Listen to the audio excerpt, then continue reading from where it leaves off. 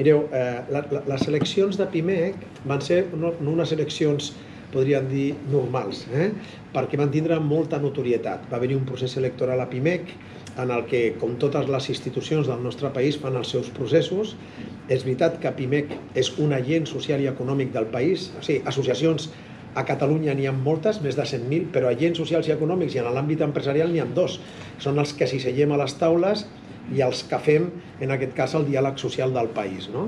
Per tant, lògicament, unes eleccions amb un agent social i econòmic del país més representatiu en l'àmbit empresarial té la seva importància, però lògicament el nostre procés va tindre importància no només perquè n'hi hagués més d'una candidatura, que això és absolutament bo, sa, democràtic i necessari. Jo crec que des d'un punt de vista democràtic que n'hi hagin socis que contrastin i facin propostes diferenciades, això sempre és bo per a una institució. El que passa és que la notorietat o la transcendència la va tindre perquè va haver-hi un recolzament d'una entitat aliena al món econòmic i empresarial que va estar donant suport a una candidatura.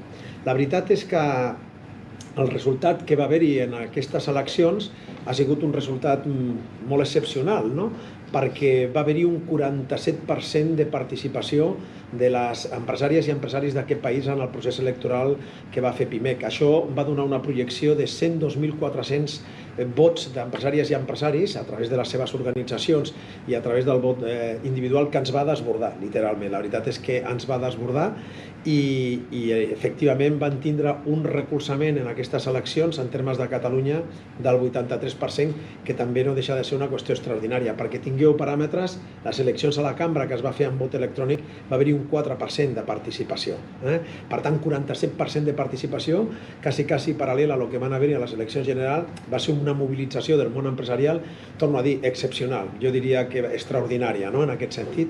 Doncs molt bé, el que va passar concretament en les empreses del territori del Barcelonès, Nord i Maresme és que va haver-hi una participació major d'aquest 47%. Va haver-hi una participació de pràcticament un 51,5%, o sigui, per sobre d'aquest 47%. I a més, el recolzament també va ser superior a aquesta mitja. I això és una de les qüestions que vull ressaltar. Per què? Perquè això vol dir quina és la bona feina que s'està fent per part de la nostra delegació de PIMEC Barcelonès Nord Maresme. N'hi ha un nivell d'implicació de l'empresariat en PIMEC molt important per la seva participació, element important, però sobretot també de reconeixement a la feina que des del territori es porta fent, s'està fent i es farà. I per tant aquest és un tema que jo volia d'alguna forma que quedés molt patent. Això, per una banda, per nosaltres és important perquè vam plantejar un procés electoral, a més en el que PIMEC el que ha fet ha sigut canviar el seu model de governança per situar tot el creixement que ha tingut PIMEC els darrers anys en una situació d'un agent social i econòmic del país amb una proposta del segle XXI. I en aquest sentit, una vegada es va fer aquest procés electoral, el que hem fet ha sigut posar-nos a treballar, que és el que n'hem de fer, i a fer propostes, a treballar per al país, per l'economia, per les empreses i sobretot per les pimes i el treball autònom.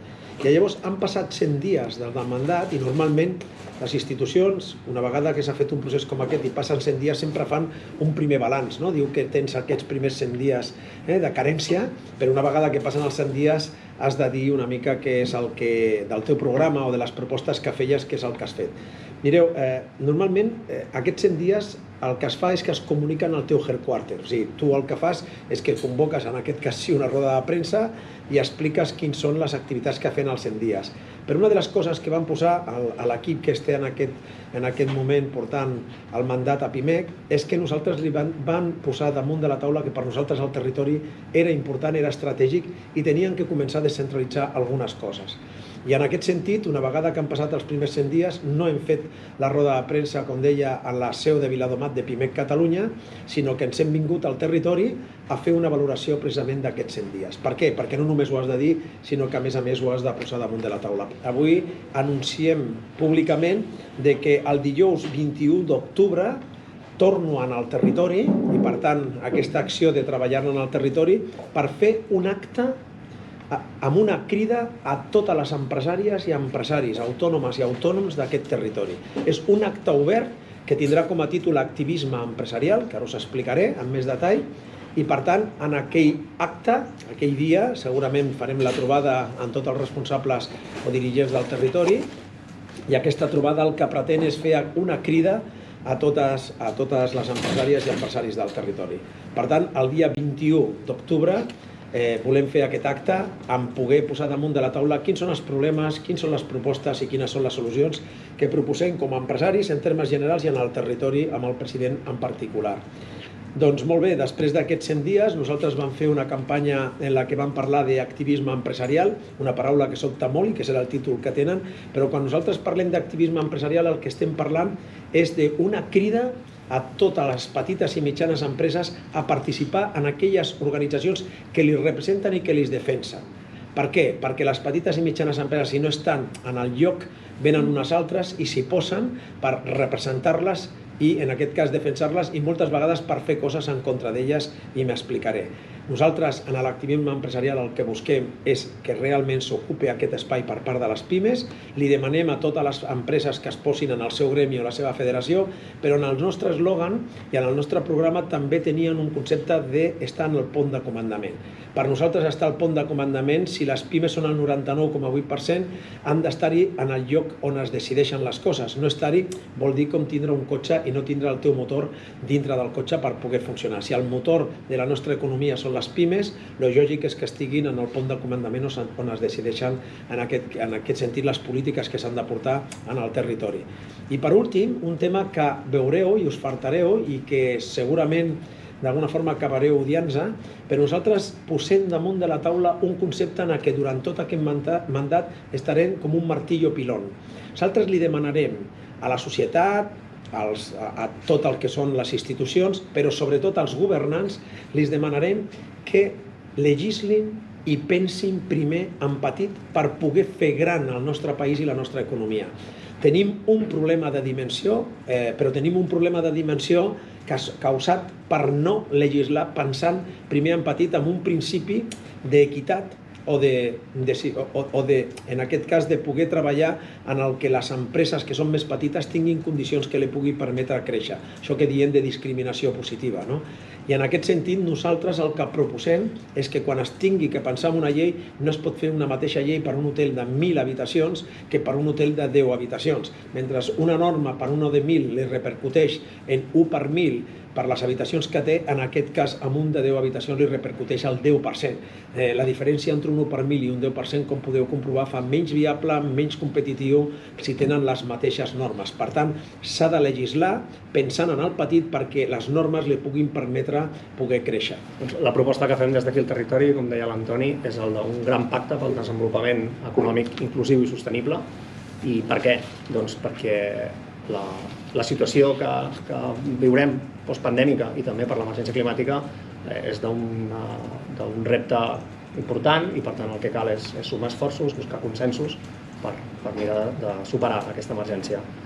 En quin sentit volíem? Us donaré unes dades abans de començar a parlar dels eixos i de les accions concretes que proposem.